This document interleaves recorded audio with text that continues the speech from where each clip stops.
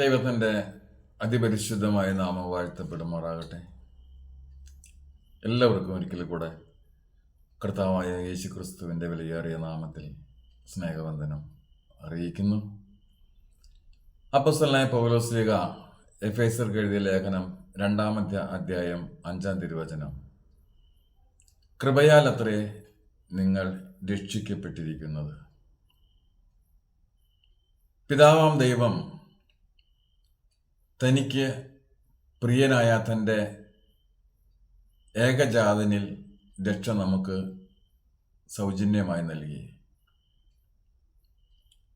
ഇത്ര വലിയ രക്ഷയെ സൗജന്യമാക്കുവാൻ പിതാവിന് ഇഷ്ടമായി. അത് ഒരുവൻ്റെയും സൽക്കർമ്മത്താൽ രക്ഷ നേടുവാൻ സാധ്യമല്ല.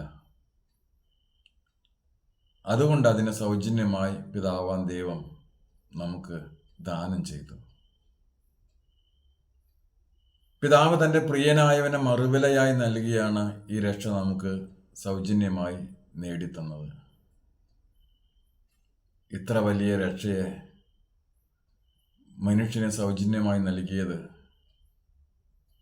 കൃപാമഹത്വത്തിൻ്റെ പുകഴ്ചയ്ക്കായിട്ടാണ്. എന്താണ് കൃപ? അർഹതയില്ലാത്ത ആനുകൂല്യത്തെ ആവശ്യത്തിലിരിക്കുന്ന വ്യക്തിക്ക് അളവ് കൂടാതെ നൽകുന്നതാണ് കൃപ. ഈ ആനുകൂല്യം ദൈവം നമുക്ക് നൽകിയത് 1-ാം അധ്യായം 6-ാം തിരുവചനത്തിൽ പറയുന്നു, ദൈവത്തിൻ്റെ മഹത്വത്തിൻ്റെ പുകഴ്ചയ്ക്കായിട്ടാണ്. അനുസരണക്കേട് മൂലം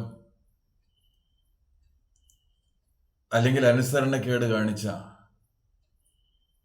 ദൂതന്മാരെ ശിക്ഷയ്ക്കായിട്ട് സൂക്ഷിക്കുമ്പോൾ അനുസരണക്കേട് കാണിച്ച ആദാമ്യ വർഗത്തിന് രക്ഷദാനമായി നൽകി.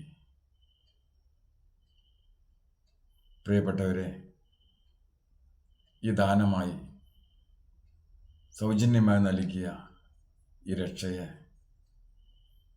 നമുക്ക് കരസ്ഥമാക്കാൻ അവനോട് ചേർന്ന് നിൽക്കാം. അനുസരണയുള്ള മക്കളായിട്ട്. ആമേൻ. കർത്താവ് നമ്മെല്ലാവരെയും സമൃദ്ധിയായി അനുഗ്രഹിക്കുമാറാകട്ടെ. ആമേൻ.